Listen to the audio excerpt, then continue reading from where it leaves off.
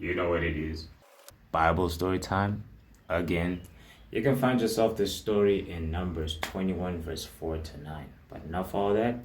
Let's get straight into the story. Now, this takes place somewhere outside of Egypt after the Israelites had been freed from slavery during the Exodus by Moses, right?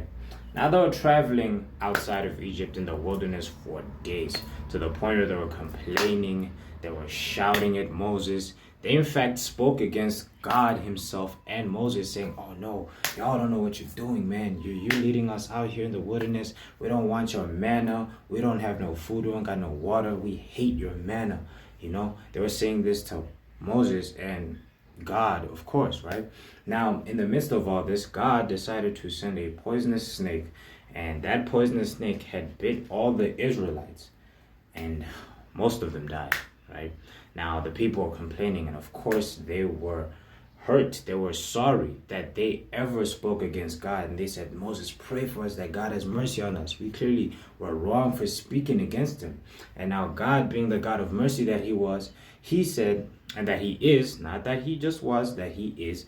And he said to Moses, "Go ahead and build a huge bronze serpent, a replica of the poisonous snake. Go ahead and build that, put it on a pole, and everyone that looks at the serpent is going to be healed, you see, of the poisonous wounds that the snake had bit them with."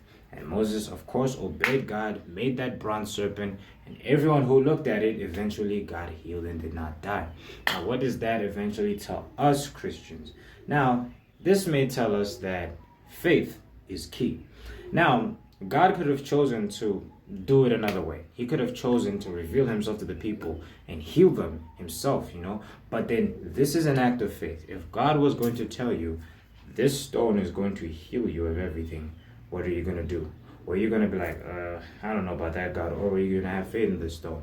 Of course, you'd have faith in the stone, right? Because God ordained it. Just like how he brought his son and said, if you have faith in his death and resurrection, you will be cleansed of your sin and you will have a spot in heaven.